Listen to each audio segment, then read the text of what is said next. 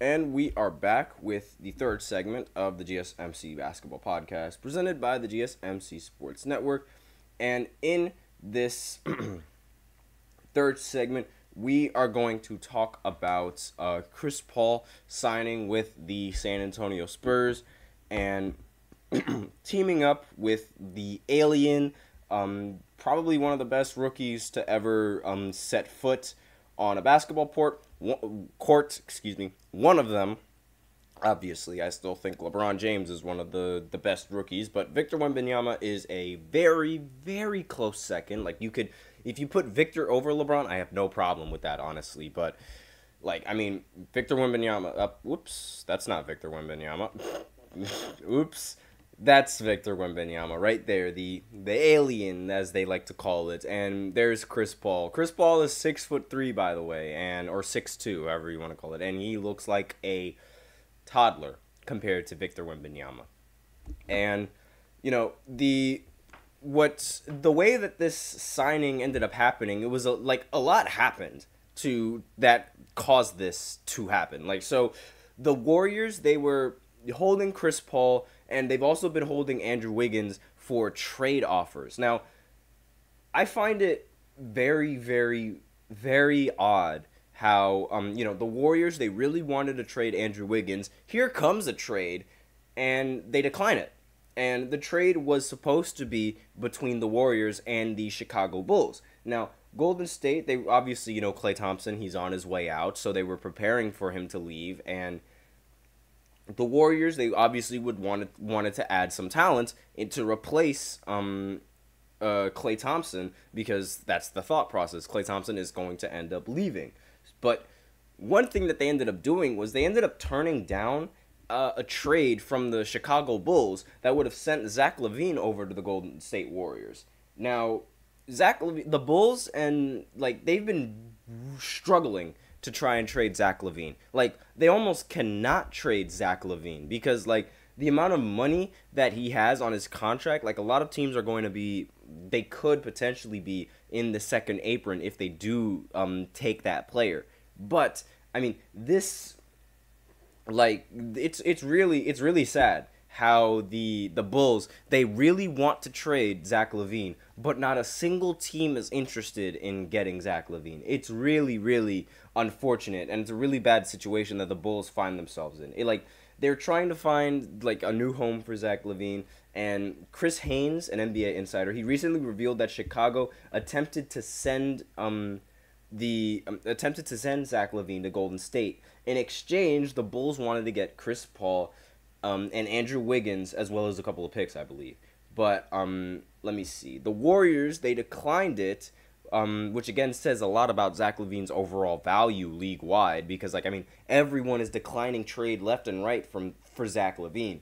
And, the Warriors, they're reportedly shopping Andrew Wiggins on the market, but it's clear that they want nothing to do with Zach LaVine. They also turned down a chance to get something out of Chris Paul, as opposed to their decision to, they just decided to waive him. That was really what it was. After the trade proposal came in for Chris Paul, they declined the trade proposal, and then the Warriors decided to waive Chris Paul entirely. Now, this ultimately ended up favoring Victor Wembanyama, because now Chris Paul, he's a San Antonio Spur. And I've said several times, I've said it every single time, that Victor Wembanyama, he needs that point guard. He needs that, that pass-first point guard that's able to play make, that's able to set him up with lobs, that's able to set him up with good looks, and is actually willing to give him the ball and let him do things with the ball. He finally has that now.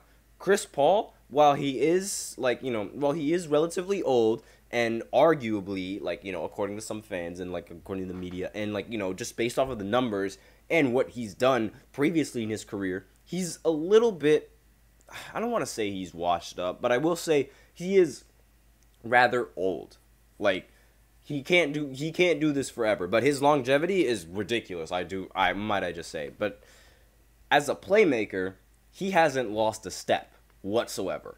Him in the pick and roll is it's almost automatic. I mean, I haven't every single time in a pick and roll, he loves to lean on that mid-range shot. He is money at that mid-range area. And not only that, Chris Paul, if you guys don't remember, back in the day when he was on the Clippers in 2014, 2015, and 2016, those years, he was the main catalyst and the best player on the Clippers for Lob City. And like Lob City, that was Chris Paul, Blake Griffin, and DeAndre Jordan. In case you guys forgot, and it was just lob after lob after lob. Chris Paul was phenomenal with Blake Griffin and DeAndre Jordan.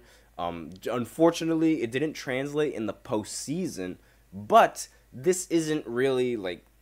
I'm not entirely sure if that's really what we're going for or what the Spurs are going for when they were getting Chris Paul. They just wanted a good point guard that would set Victor Wembanyama up and just allow Victor Wembanyama to do the things that he needs to do.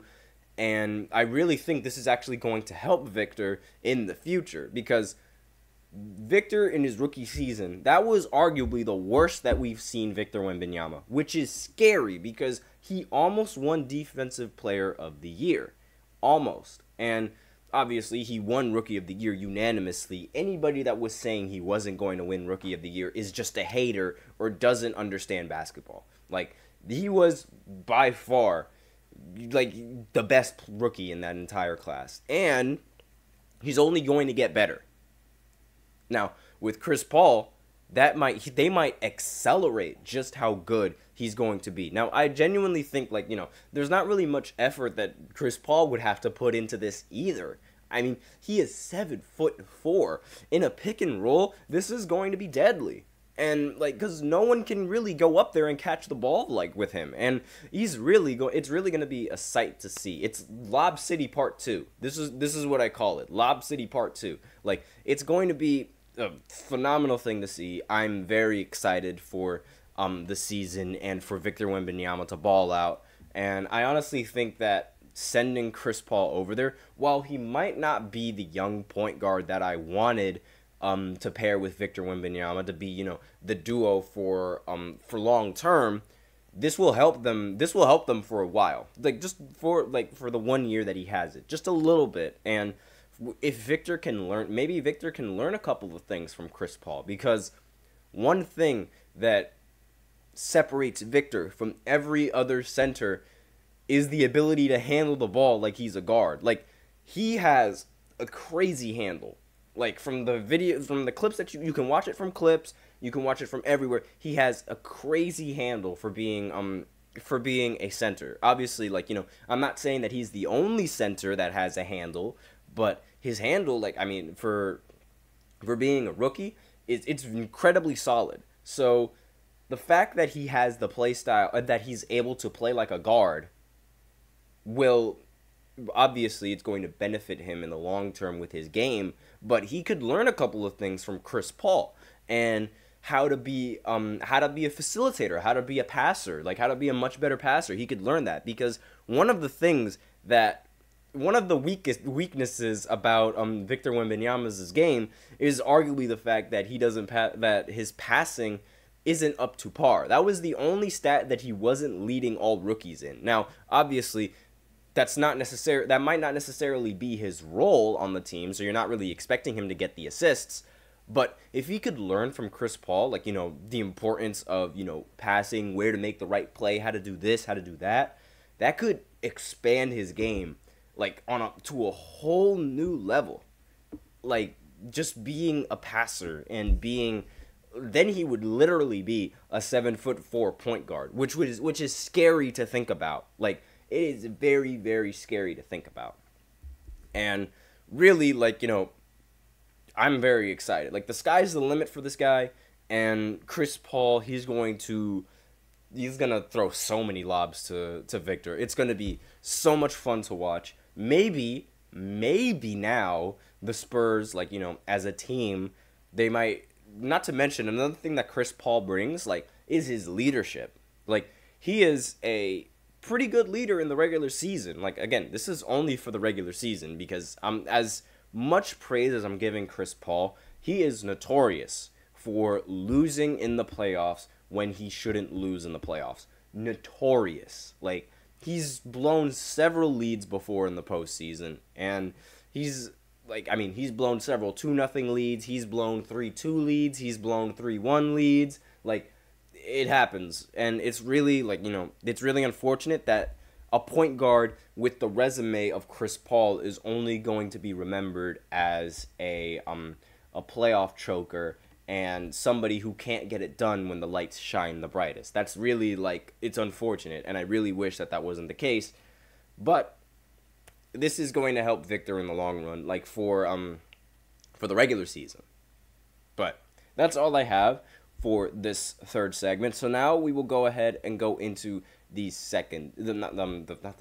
fourth segment. Jesus, what is up with me today with these segments? We're going to go ahead and go into the fourth segment, where I talk more about free agency. I'm actually going to talk about 2 different topics in free agency. So I'm going to talk about Klay Thompson again, and the teams that are looking to possibly get him, as well as the DeJounte Murray trade that I do want to touch up on, because I am very surprised with this trade. So I will be right back after this short break. Be sure to stay tuned.